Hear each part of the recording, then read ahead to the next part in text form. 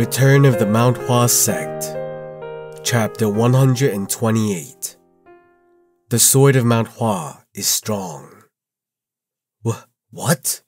The sages who had jumped inside flew out, and they were twice as fast to leave as they were when entering. Wudang's disciples caught the sages that were thrown back. Did something hit you? Fortunately, it seemed like they weren't seriously wounded.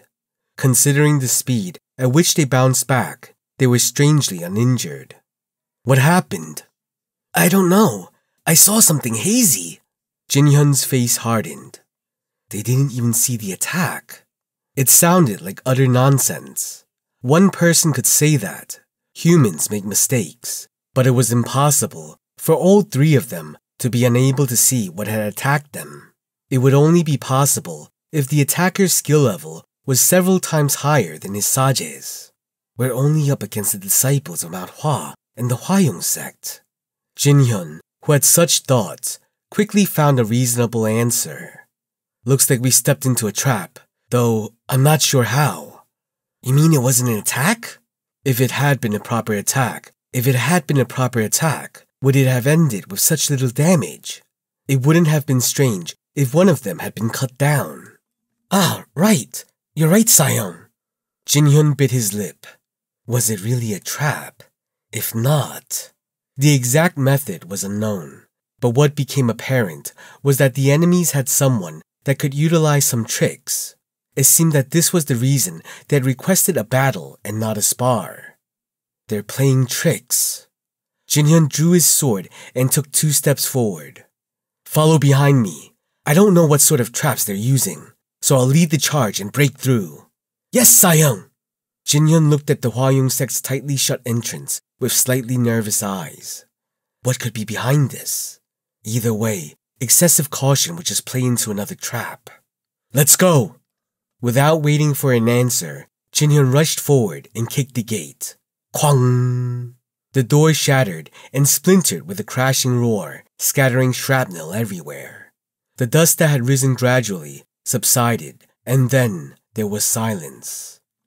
Where's the trap? Jinhyun had gathered his resolve to break in, but nothing happened. He could only see Mount Hua's disciples standing off in the distance and staring back at him. Geez, why did you break the gate? It wasn't even locked. Kids these days make a mess of everything.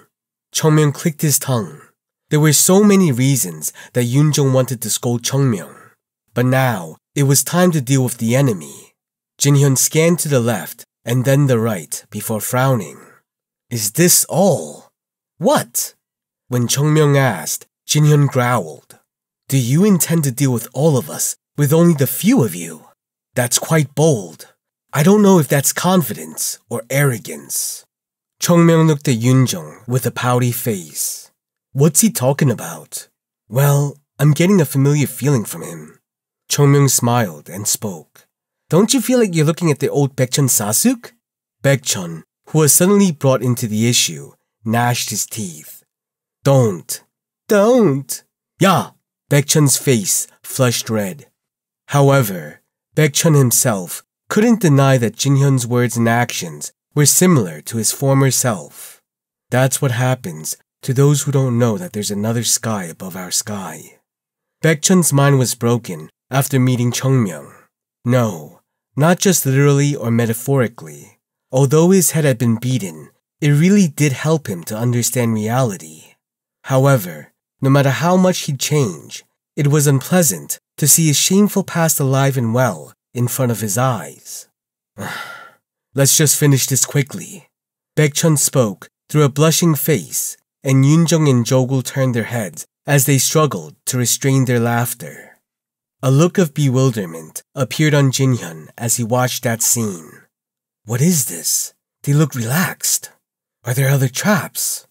Yet, no matter how he scanned the area or searched, he couldn't feel any key. What sort of trap could even be used in this place? And yet, they still greeted him with this attitude. Jinhyun's face began to heat up. These arrogant bastards. Defeating them in a battle of words could help knock them down a peg, but it didn't seem like it could solve the problem. Jin-hyun's mouth opened. I don't know where the hell your confidence comes from. Do you believe that Mount Hua, which has never defeated Wudang in the past, can fight back now? Chungmyeong laughed. Who was never defeated? 100 years ago, we were much stronger than you. Although it was never officially recognized. 100 years ago. Jin-hyun smiled and laughed. Yeah, right. 100 years ago. The era of the Plum Blossom Sword Saint that you're so proud of. Huh? Chungmyeong was a bit shocked. It felt strange to hear the name Plum Blossom Sword Saint coming from this guy's mouth. That name couldn't even be heard in Mount Hua, but now it was coming from a disciple of Wudang. Did you know that the Plum Blossom Sword Saint you're so proud of was defeated by Wudang's Taiji Sword Emperor? What? Baekchun was enraged. What nonsense are you saying? Nonsense, you say? The two of them once had a spar. To protect the honor of the Plum Blossom Sword Saint, our ancestor hid the result. Mount Hua has never been a match for the Wudang sect. It would help you to understand that. As Jin-hyun continued his taunting, the faces of Mount Hua's disciples flushed red in anger. It was fine to ignore and look down on them, but disrespecting their ancestors was unforgivable. The Plum Blossom Sword Saint is the pride of Mount Hua. How dare you speak such drivel about our ancestors? You're crossing the line. He's not someone your foul mouth can speak of. I cannot forgive you. An unknown sadness encroached upon Chungmyeong's heart when he saw his fellow disciples react like this. They're protecting me so much. Me? Hey, you kids. I'm the Plum Blossom Sword Saint. Oh my, damn it. I can't even tell them the truth. How tragic. But apart from these emotions, Chungmyeong didn't feel particularly angry at Jin-hyun's words. He just thought it was a bit absurd. Wow, this is such a distortion of history. That Taoist bastard demanded a spar with such a determined expression that it seemed like he wouldn't give up even if he died. It's a bit annoying to call it a secret spar. I was just too lazy to fight that weak idiot. And what? Who had beaten whom? Your wickedness has gone too far.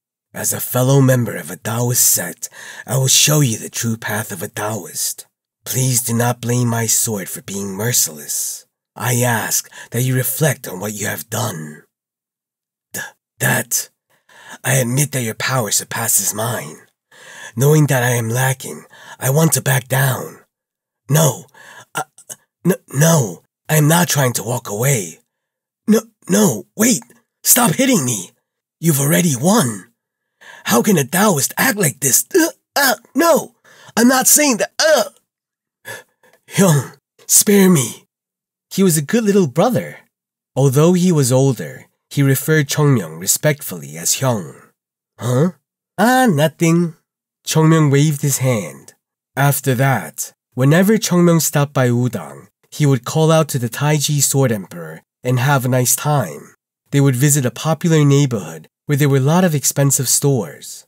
Chungmyeong had the pleasure of renting the top floor of the most expensive restaurants and drinking the most expensive alcohol, while the Wudang sect was left to pay the bills. Whenever Chungmyeong thought of the Taiji's emperor's distressed expression, he felt a little bad before laughing. No, now wasn't the time to reminisce. Wow, the story changed this much? No one knows the truth, and there is no proof either.